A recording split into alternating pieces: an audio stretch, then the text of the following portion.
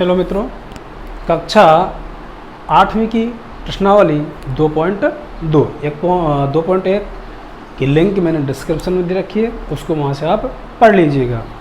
2.2 प्रश्नावली एक ऐसी प्रश्नावली है कि ये प्रश्नावली आपको समीकरण बनाने की जानकारी देगी, तो आप इसको अच्छी तरह से पढ़ें। बहुत महत्वपूर्ण प्रश्नावली है, कुछ नहीं करना है इसमें, सीधा सीधा ध्यान रखना है कि क्या तो पूछा गया है और जो सवाल दे रखा है ना उसको स्टेप बाय स्टेप आप फॉलो करते रहें, अपने आप समीकरण बनकर तैयार हो जाएगा। और जब समीकरण बना लिया तो मुझे पूर्ण विश्वास है कि आप आराम से उस सवाल को कर पाओगे। देखते हैं, अगर आपको किसी संख्या से 1/2 घटाने और परिणाम को 1/2 से गुणा करने पर 1/8 प्राप्त होता है। इसमें 3 चीज़ दे रखी हैं। एक तो दे रखा है किसी संख्या, एक दे रखा है 1/2 घटाने पर, और उस परिणाम को 1/2 से गुणा करने पर क्या प्राप्त होता है, 1/8।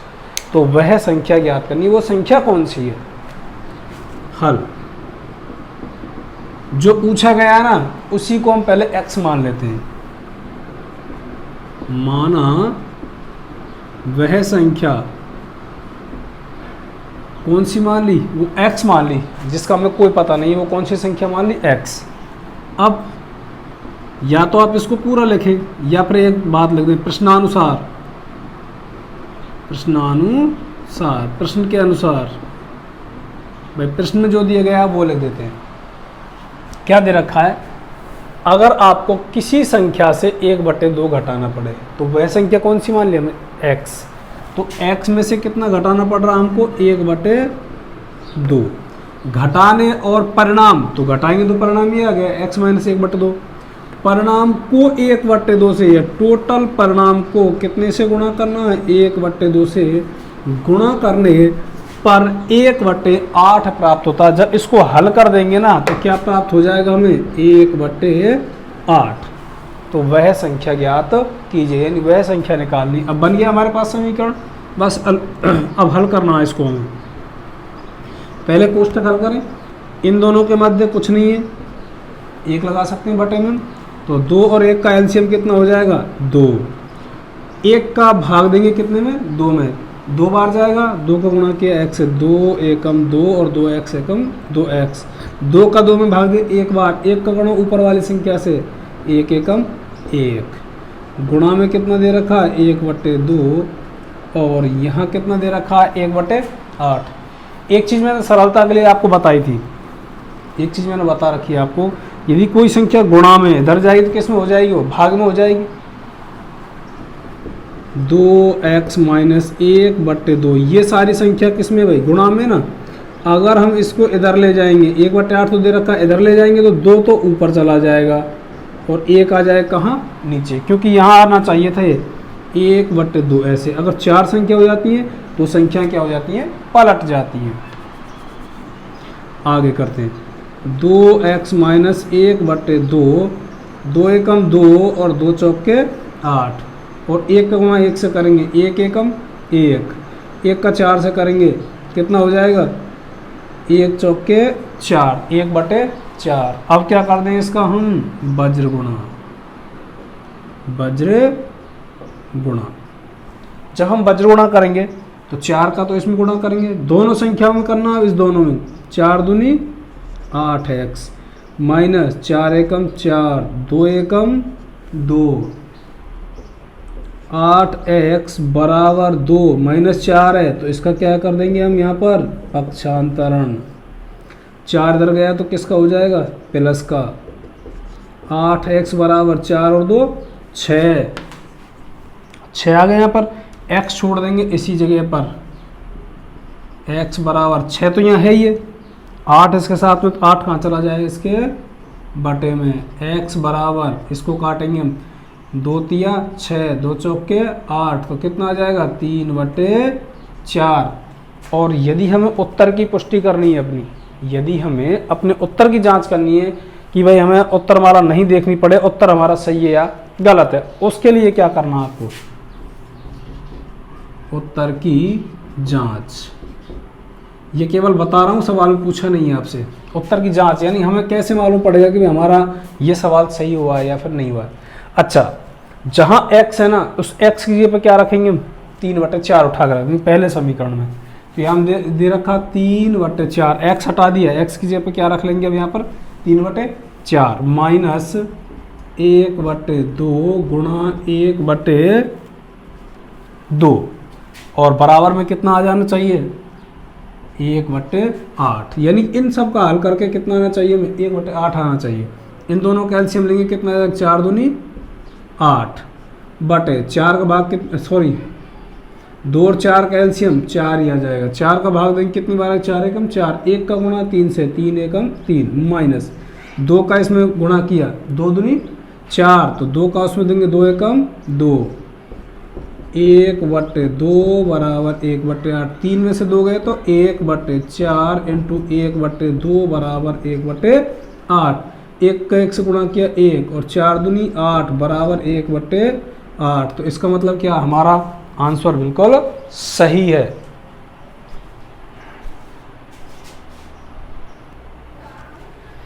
अगला सवाल दे रखा है, एक आयताकार तरणताल, तरणताल का मतलब होता है स्विमिंग पूल, तरणताल का मतलब क्या होता है, स्विमिंग पूल की लंबाई उसकी चौड़ाई के दोगुने है। इसमें शर्त को ध्यान रखना है, जो लंबाई है ना वो उसकी चौड़ाई के कितने दे रखी है, दोगुने से भी कितनी है, 2 मीटर अधिक लंबाई चौड़ाई, यानी चौड़ाई होगी तभी जाके हम लंबाई निकालेंगे, क्योंकि लंबाई है ना वो चौड़ाई से दोगुने से भी 2 मीटर अधिक है।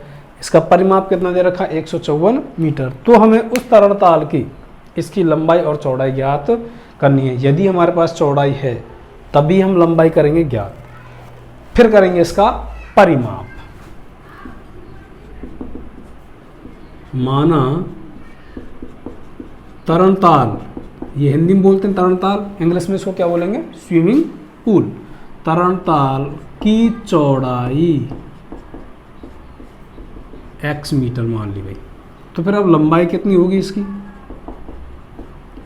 लंबाई उसने कहा है कि उसकी चौड़ाई के दोगुने, तो चौड़ाई कितनी 2x है, इसका दोगुना कितना हो जाएगा 2x से 2 मीटर अधिक है, तो इसमें 2 मीटर और अधिक होनी चाहिए, यानी कि चौड़ाई की दोगुने से 2 मीटर अधिक है क्या उसकी लंबाई।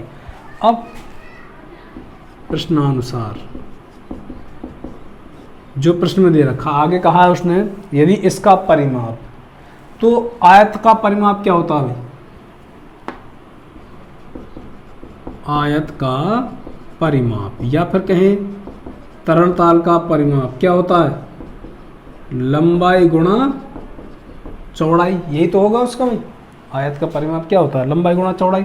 लेकिन अगर मैं इसी बात को ये कह दूं भाई, तरण ताल का परिमाप, तरणताल का परिमाप क्या होता है, तरणताल का परिमाप होता है तरणताल का परिमाप दे रखा है इसने 154 मीटर। तरणताल कैसा, आयताकार, और आयत जब हमारे पास ये आकृति होती है भाई, ये तरणताल की मान के चलो ये आयताकार है, ये तो इसकी हो गई चौड़ाई, ये हो गई इसकी लंबाई, तो ये तो कितनी है 2x + 2 मीटर, और ये कितनी दे रखी है उसने x मीटर। हमें जब इसका परिमाप ज्ञात करना है, इसका परिधि ज्ञात करनी है, तो चौड़ाई चौड़ाई और लंबाई लंबाई, चारों भुजाओं को जोड़ देंगे। इसका मतलब क्या हो जाएगा, 2 गुणा लंबाई प्लस चौड़ाई बराबर कितना आना चाहिए, 154 मीटर है उसका। 2 लंबाई कितनी है इसकी, 2x + 2 मीटर, ये तो लंबाई, प्लस में चौड़ाई plus 2 metre, sorry plus x metre बराबर कितना आना चाहिए, 154 मीटर। 2x और x कितना हो जाएगा, 3x + 2 बराबर 154। 2 का गुणा करेंगे 2 तिया 6x + 2 दूनी 4। ध्यान रखना कि कोष्टक के बाहर कोई चिन्ह नहीं है तो गुणा है, और गुणा है तो कोष्टक के अंदर जो भी संख्या दे रखी है प्रत्येक से गुणा करना होता है, बराबर 154। 6x बराबर 4 है, 4 अंक की तरफ चला जाएगा, ये पहले प्रश्न मैंने पढ़ा था। क्या कर रहे हैं यहाँ पर, पक्षांतरण करने पर 6x छोड़ दिया, अंक की तरफ जाएगा 154 माइनस 4। 6x बराबर 154 में से 4 गए कितने बचेंगे 150। अगर हम 6 का यहाँ क्या दे दें, अब भाग देंगे तो 6 एकम 6, एक बार 6 दूनी 12, बचेंगे कितने 3 और 6 पंजे 3। तो x बराबर कितना आ रहा है भाई, यहाँ पर 25 आ रहा है। और x क्या मान रखा था हमने, x माना था तरणताल की चौड़ाई, तो हम यहाँ लिख देंगे अतः तरणताल की चौड़ाई x बराबर कितना निकला 25। तो x बराबर क्या माना हमने, चौड़ाई। चौड़ाई कितनी आ जाएगी, x बराबर यानी कि 25 मीटर। और लंबाई कितनी है भाई, उसकी लंबाई दे रखी है उसकी 2x प्लस 2। तो 2 गुणा x की जेब उठा के क्या रखेंगे 25 प्लस 2, 25 दूनी 50, 50 और 2 कितने हो जाएंगे 52 मीटर। यानी कि चौड़ाई तो कितनी होगी 25 मीटर और लंबाई कितनी हो जाएगी उसकी 52 मीटर। सवाल नंबर 3, एक समबाहु त्रिभुज का आधार समद्विबाहु दे रखा है। समद्विबाहु मतलब जिसकी 2 भुजाएं बराबर और एक भुजा अलग होती है, का आधार दे रखा है कितना 4/3। उसका परिमाप यानी कि उसकी परिधि तीनों भुजाओं को जोड़ेंगे तब कितना आ रहा है 4 सही 2/15 सेंटीमीटर है। तो उसकी 2 बराबर भुजाओं की माप ज्ञात कीजिए। यानी कि मैं मान लेता हूँ एक त्रिभुज, ये मान लिया भाई, इनका नाम दे दिया कोई भी A, B और C। ये दोनों भुजाएं कैसी मान ली, उसकी मैंने बराबर मान ली। उसका आधार कितना दिया उसने 4/3 सेंटीमीटर, ये मान लिया मैंने आधार। अब परिमाप दे रखा है, ये दोनों भुजाएं अलग दे रखी हैं। अगर ये भुजा जितने की है वो इतने की होगी क्योंकि समद्विबाहु त्रिभुज है। जब समद्विबाहु त्रिभुज है तो ये मान लिया x सेंटीमीटर, तो ये भी कितना हो जाएगा भाई x सेंटीमीटर, क्योंकि दोनों भुजाएं कैसी हैं समान है। यहाँ लिख देते हैं माना समद्विबाहु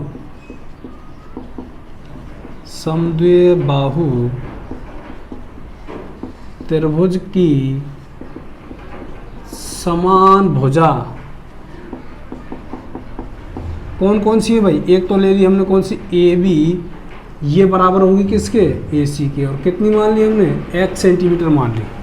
ठीक है, इन दोनों को क्या मान लिया हमने x सेंटीमीटर मान लेते हैं। जब हमने x सेंटीमीटर मान लिया तो आधार कितना दे रखा है इसको 4/3। अब जो प्रश्न में कहा गया है भाई, प्रश्नानुसार प्रश्न में ये कहा गया है कि इसका परिमाप त्रिभुज का परिमाप कितना दे रखा है 4 सही 2/15 सेंटीमीटर। अच्छा, त्रिभुज का परिमाप क्या होता है भाई, तीनों भुजाओं को जोड़ना, ये तो होता है त्रिभुज का परिमाप। तो हम जोड़ देते हैं भाई 4/3, एक भुजा दे रखी है 4/3 प्लस अगली भुजा x, उससे अगली भुजा x। इसको भिन्न मिटा देते हैं। भिन्न कैसे मिटा देते हैं, आधार का गुणा करेंगे 15 चौके 60, 60 और 2 कितने हो जाएंगे ऊपर वाली संख्या जोड़कर 62/15। अब x की एक तरफ और बिना x वाली संख्या एक तरफ, यानी कि पक्षांतरण कर देते हैं। पक्षांतरण करने पर यहां दे रखा है कितना 62/15। तो अंक वाली केवल 4/3 है, इधर ले जाएंगे तो किसकी हो जाएगी माइनस। एक चीज़ और ध्यान रखना, यदि हम पक्षांतरण कर रहे हैं तो x और y माइनस प्लस में जाएंगी, लेकिन गुणा भाग कर रहे तो ये संख्या पलट जाती जब हम गुणा करते तो। ठीक है, इधर से भाग में ले जाते, यहाँ गुणा में होती है और इधर भाग में ले जाते तो संख्या पलट जाती। x और x कितनी हो जाएंगी में मिलके 2x बराबर 2x बराबर, इन दोनों का एलसीएम ले लेते हैं। कितना आएगा 15 और 3 का एलसीएम। ऐसी संख्या ढूंढनी होती है कि इन दोनों का उस संख्या में भाग चला जाए। तो 15 है, क्योंकि 15 का 15 में भी चला जाएगा, 3 का भी चला जाएगा 15। 15 का कितनी बार गया, एक बार। एक का गुणा 62 से करेंगे, 62 एकम 62। कितनी भी संख्या हो, एक का जब हम गुणा करते हैं तो वही संख्या आती है, केवल 0 को छोड़कर। अब 3 का भाग देंगे 15 में, 3 पंजे 15, 5 बार गया, 5 गुणा के 4 से माइनस बीच में, 5 चौके 20, 2x बराबर 62 में से 20 जाएंगे तो कितने बचेंगे 42 बटे कितने बचेंगे 15। अब यहाँ से 2 का भी भाग दे देते हुए x छोड़ दिए यहाँ पर 42 बटे 15, गुणा में कुछ नहीं है तो ये 2 कहाँ चला जाएगा, इसके नीचे भाग में चला जाएगा। अब काट लेते हैं, 2 से 2 एकम 2, 2 दूनी 4, 2 एकम 2, 3 पंजे 15 और 3 सत्ते 21, तो x बराबर कितना आ रहा है भाई, वो 7 बटे 5 आ गया। कितना 7 बटे 5 आ जाता है किससे, काटने पर x बराबर, इसका भिन्न और मिटानी हुई में, ठीक है। तो x बराबर 7 बटे 5, तो x क्या मान रखा तो तुमने, त्रिभुज की समान जो समान भुजाएं हैं वो मान रहे थे। अतः समद्विबाहु त्रिभुज की समान भुजा कितनी आएगी 7 बटे 5 सेंटीमीटर। या अगर इसकी भिन्न बनानी हमें, भाई 7 बटे 5 एक भिन्न दे रखी है लेकिन मिश्रित भिन्न बनानी है, तो नीचे वाली संख्या का क्या करते हैं, ऊपर वाली संख्या में भाग देते हैं। कितनी बार जाए, 5 एकम 5, बचे कितने 2। तो अब हमें इस बीच वाले मैटर से कोई मतलब नहीं है, तब हमें भिन्न बनाते हैं। जिसका भाग दिया ना वो तो हमेशा रहती है कहाँ, नीचे ही। अब कितनी बार भाग गया, एक बार गया तो एक यहाँ, जितना शेष फल है वो लिख देंगे ऊपर। तो इसका मतलब कितना आ जाएगा, 1 सही 2 बटे 5 सेंटीमीटर। देखो 5 एकम 5 और 5 दूनी 7, 7 बटे 5 हो जाती, इसलिए।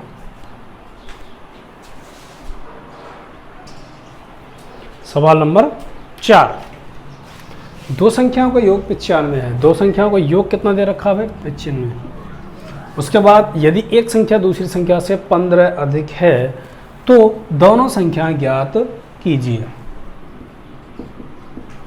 माना एक संख्या कितनी दे रखी है उसने, एक मान ली मैंने x, केवल क्या मान ली x, लेकिन x है तो दूसरी संख्या से कितनी अधिक है, 15 अधिक है, तो दूसरी मान लेते हैं। दूसरी संख्या एक तो x है और दूसरी कितनी है 15, ज़्यादा ही तो है, ये छोटी हो गई, ये कौन सी हो गई, बड़ी हो गई, अधिक है। अब प्रश्नानुसार प्रश्न में कहा गया है कि दोनों संख्याओं को यदि हम जोड़ दें, योग कर दें, x प्लस 15, इन दोनों को जोड़ दें तो कितना आ जाएगा भाई, इसमें 96 आ जाता है। दोनों संख्याओं को जोड़, यदि एक संख्या दूसरी संख्या से 15 अधिक है तो दोनों संख्याएं ज्ञात कीजिए। पहली संख्या दूसरी 15 अधिक है, एक संख्या, अब क्या कह दिया, दोनों का योग करें, दोनों संख्याएं जोड़ दी, x और x कितने हो जाएंगे, 2x बराबर 95। ये 15 अंक हैं तो इसको इधर लेके आए, किसके हो जाएंगे, माइनस, क्योंकि हमने क्या कर दिया यहाँ पर पक्षांतरण करने पर। पक्षांतरण का मतलब यही है कि x की संख्या एक तरफ और बिना x वाली संख्या एक तरफ। 2x बराबर 95 15 जाएंगे तो कितने हो जाएंगे, 80, x बराबर 80, 2 चला जाएगा इसके भाग में, तो 80 को 2 से डिवाइड करेंगे, भाग देंगे तो कितना आ जाएगा, 2 चौके 8 और 0 यानी 40। तो x बराबर कितना आ गया, 40, लेकिन x से कम नहीं चलने वाला है। एक संख्या कौन सी मानी थी, अतः संख्याएं,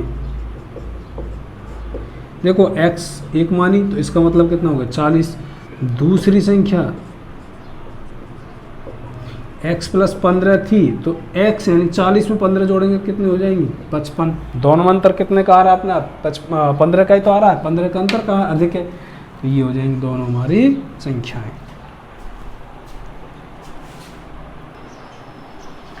सवाल नंबर 5, दो संख्याओं में अनुपात 5:3 है, यदि उनमें अंतर 18 है तो संख्याएं ज्ञात कीजिए। अनुपात कितना दे रखा है भाई इसमें, दो संख्याओं का अनुपात 5:3 है। ध्यान रखना कभी भी हम अनुपात में सवाल को हल नहीं करते हैं। जब हम अनुपात में सवाल हल नहीं करते हैं तो इनके साथ केवल क्या लगा देना, x लगा देना। इसलिए माना संख्याएं, दोनों संख्या मान लेते हैं भाई। एक तो मान ली 5x और दूसरी मान लेते हैं हम कौन सी 3x। लेकिन आगे प्रश्न में क्या कहा गया है, प्रश्नानुसार, प्रश्न के अनुसार यदि उनमें अंतर कितने का है 18 का है, तो बड़ी में से क्या घटा दे भाई, छोटी घटा दे, तो कितना आ जाना चाहिए 18 आ जाना चाहिए। इन दोनों में अंतर कितने का हो जाना चाहिए 18 का। 5x में से 3x गए तो कितने बचेंगे 2x, 18 x बराबर 18, 2 चला जाएगा इसके बटे में, 2 नाम 18, तो x बराबर कितना आ जाएगा भाई 9 आ जाएगा। x बराबर कितना आ जाएगा 9। तो संख्याएं अतः संख्याएं कौन कौन सी थी, एक तो थी हमारी कितनी 5x, दूसरी कितनी थी 3x। x की जगह कितना रखना हमें उठा के 9, 5 गुणा 9, 5 नाम 45, 3 गुणा 9, 3 नाम 27, तो दोनों हो जाएंगी 45 और 27। इन दोनों में अंतर देखें, 45 में से 27 घटाएंगे कितना आ जाएगा 18 आ जाएगा। सवाल नंबर 6, 3 लगातार पूर्णांकों का योग कितना दे रखा है 51 है। पूर्णांक संख्या ज्ञात कीजिए। पूर्णांक का मतलब होता है धनात्मक एवं ऋणात्मक जितनी भी संख्या शामिल होती हैं उसमें सभी आ जाती हैं। तो तीनों लगातार हैं। माना पहली पूर्णांक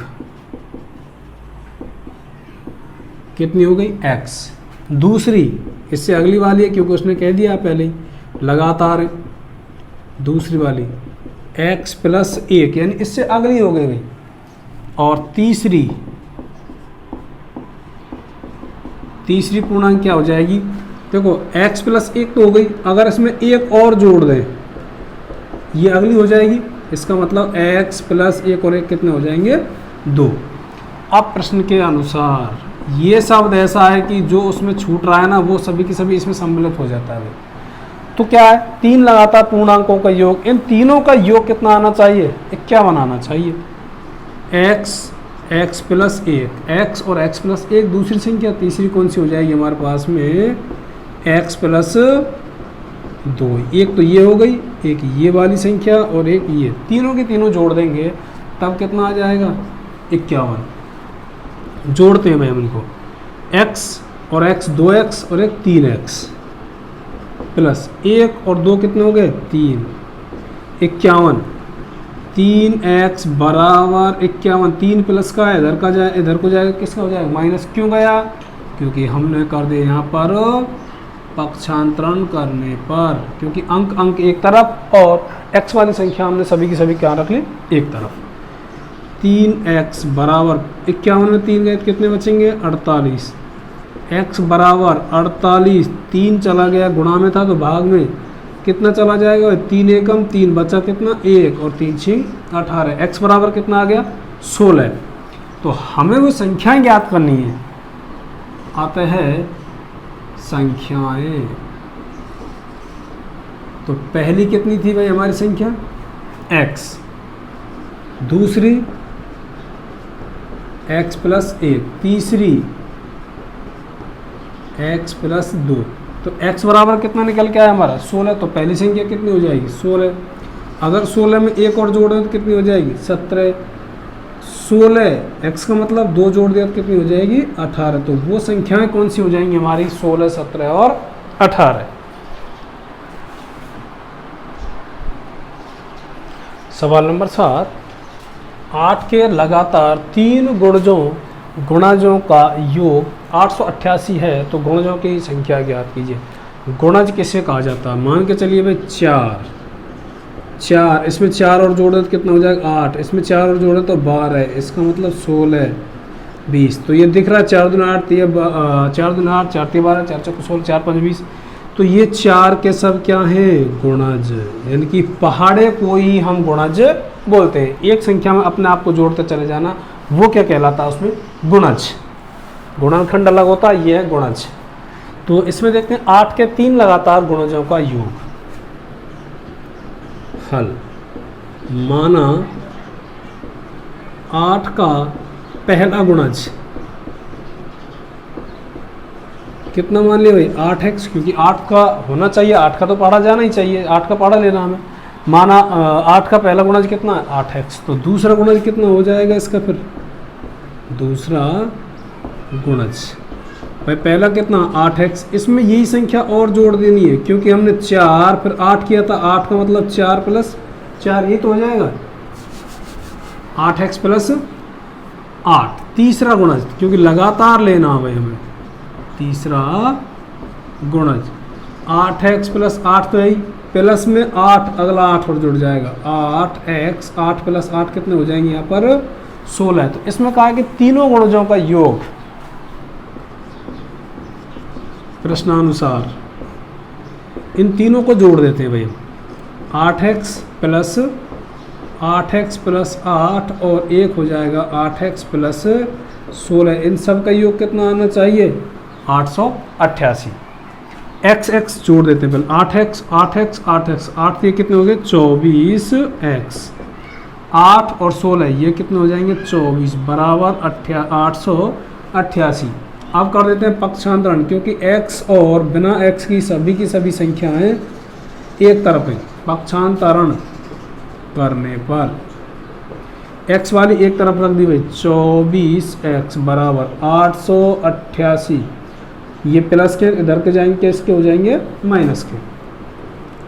888 में 24 कटाएंगे, 8 में से 4 गए तो कितने बचेंगे 4, 8 में से 2 गए तो 6, 8 का 8, यहाँ कितना दे रखा है x छोड़ दिया, इस 24 को कहाँ ले जाएंगे इसके नीचे और भाग देंगे भाई 24 से। यदि हम छोटे छोटे टुकड़ों में करना चाहें तो छोटे छोटे टुकड़ों में बांट सकते हैं, यदि पूरा आप पर भाग देना आता है तो दे लीजिए। 24 से कम 24 दिया 72, बचेंगे कितने यहाँ पर 14, क्योंकि 86 में से 72 जाएंगे 14 बचेंगे, 144 हो गया, 144 में 24 का भाग देंगे, 24 छक्की 144, तो x बराबर कितना आ गया, x बराबर आ गया यहाँ पर 36। लेकिन हमें 36 से काम नहीं है, किससे काम है हमें तो क्या निकालने गुणज निकालने, अतः गुणज, पहला गुणज कितना दे रखा भाई, पहला गुणज दे रखा 8x, दूसरा कितना दे रखा है इसका, दूसरा गुणज 8x प्लस 8, और तीसरा दे रखा है, तीसरा गुणज दे रखा है इसका 8x प्लस 16, ये दे रखा 8x प्लस 16। तो 8x 8 गुणा कितना दे रखा है x बराबर 36, इन दोनों को गुणा करेंगे जब कितना आ जाएगा 8 6 48, बचे कितने 4, 8 24, 24 और 4 88, 288 पहला गुणज। अगर इस 8x में, इस 8x यानी 288 में हम 8 और जोड़ें तो कितने हो जाएंगे 296 में, या फिर कहें कि 8x 288 में कितने जोड़ने 16 तो जोड़ने, इसका मतलब कितना हो जाएगा 304। तो तीनों गुणज कितने आ जाएंगे, अतः एक तो आ जाएगा 288, दूसरा आ जाएगा 296, तीसरा आ जाएगा 304, ये तीनों को तीनों क्या आ जाएंगे इसके गुणज। इन्हें जोड़ने पर हमारा कितना आ जाना चाहिए 888 आ जाना चाहिए, तभी तो हमारे सही होंगे। 4 और 6 10 और 8 18, हासिल लगी 1, 8 आ गया, 1 10, 10 और 8 18, हासिल लगी 1, 8 फिर आ गया, 2 और 2 4 और 3 7, हासिल 1 थी, इसका मतलब 8 888।